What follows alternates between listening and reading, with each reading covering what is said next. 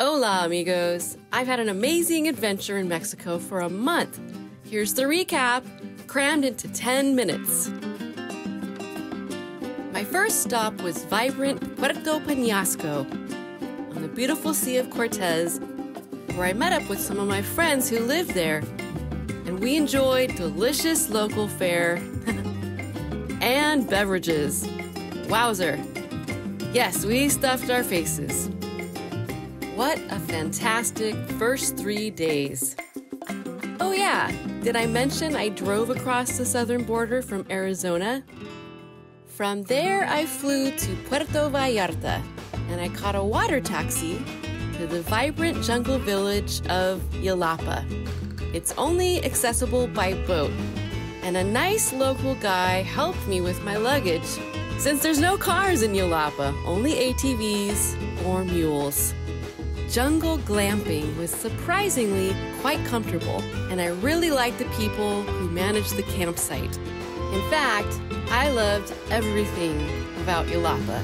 I loved the views, the relaxing vibe, and the fresh seafood was incredible. Time to check off my bucket list. I wanted to experience buying a chicken, butchering it with my own 2 hands, pluck, clean, prepare, cook, and eat it. And I'll spare you the butchering bit. What a fascinating experience. Yes, I did feel bad for that cute little chicken. So I honored her sacrifice by cooking a delicious dinner for everyone in my campsite. Everything seems to taste better in the jungle. Cooking was a theme for me during those 4 days. And I was delighted to receive a cooking lesson in Spanish from a local woman on my first night in Jalapa.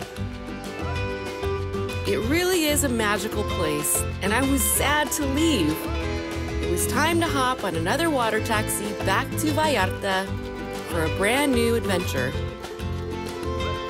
In retrospect, Jalapa was my favorite spot in Mexico, and I look forward to returning someday.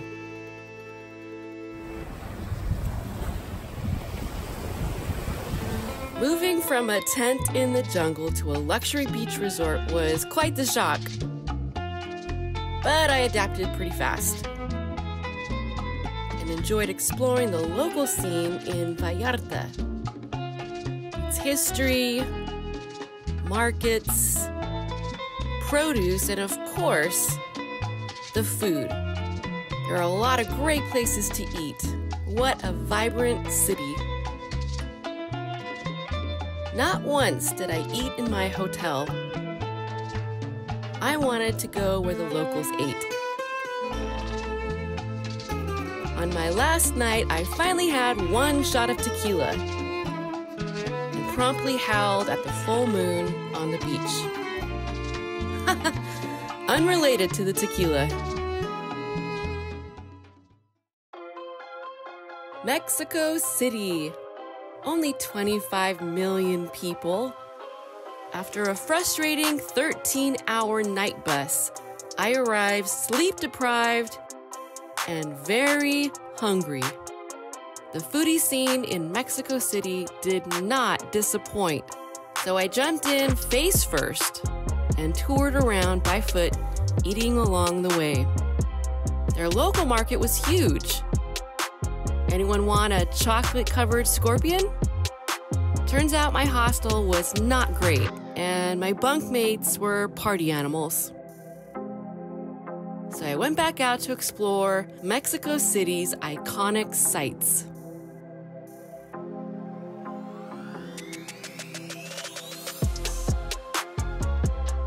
Two days is not enough time to really experience a city of this size.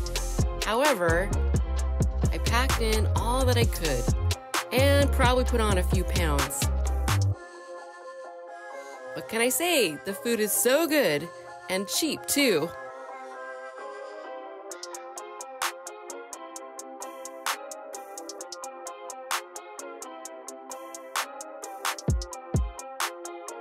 One highlight was seeing my Camino friend Adolfo, who lives in Mexico City.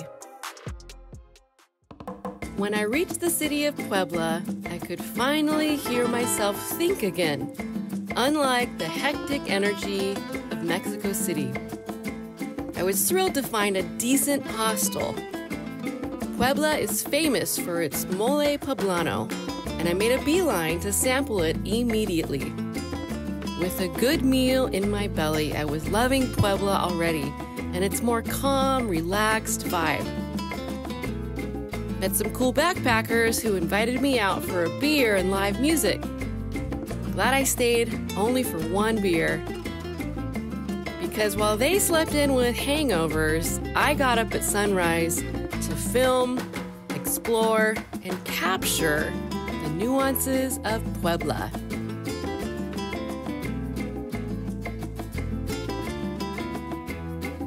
The Mercado de Sabores, Market of Flavors, turned out to be one of the best places to get freshly made moles. 3 generations in the kitchen. I ate mole 3 days in a row. I loved it so much. It's rich and deep, much like the colorful streets of Puebla with its fascinating history.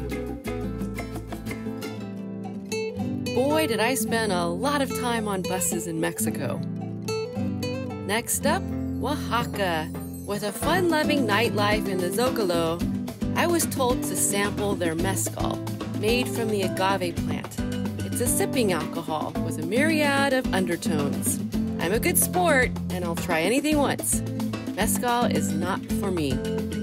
Seeing Oaxaca light up at sunrise assured me that I'd enjoy this energetic city. But first, I had to upgrade my hostel. Oaxaca is famous for its culinary treasures, and it's also known as Foodie Mecca. To find out for myself, I took to the streets with a voracious appetite. I ate so much delicious food and wanted to try everything. I'd eat and walk some more, attempting to burn off calories to make room for the next dish. I found Oaxaca to be a lively and wonderful city. And despite getting scammed by a street vendor, which has a story of its own, I didn't let that ruin my experience.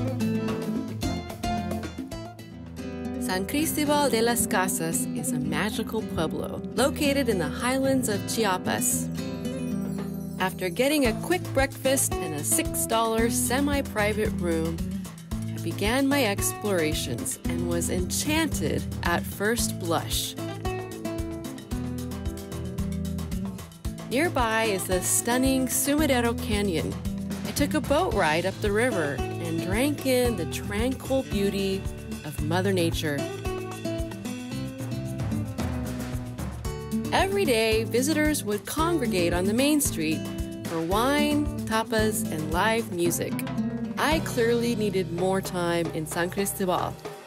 By now, my Spanish was getting pretty decent, so I picked up some Mayan in the jungles of Palenque. I dreamt of seeing these amazing ruins in person, and then there I was. It felt profoundly surreal. Discovering the cute town of Palenque in the rain gave me an opportunity to break bread with strangers. Then I was off again to Mérida, in the northwest corner of the Yucatan Peninsula. Food was my first priority. It didn't take me long to realize the vibe wasn't a match for me. I only stayed there 16 hours, but at least my hostel was nice and the owners were cool. Finally, I landed on the silky white beaches of Cancun. After all my intrepid transportation adventures, I loved simply sitting on a lounge chair in my bikini, getting a suntan. This brings me back to where my travels began, in Puerto Peñasco, to bookend my journey and enjoy a few last days with friends, food, and fun before crossing the southern border back into Arizona. And that's my 10-minute recap of Mexico. Thank you so much for joining me on this adventure.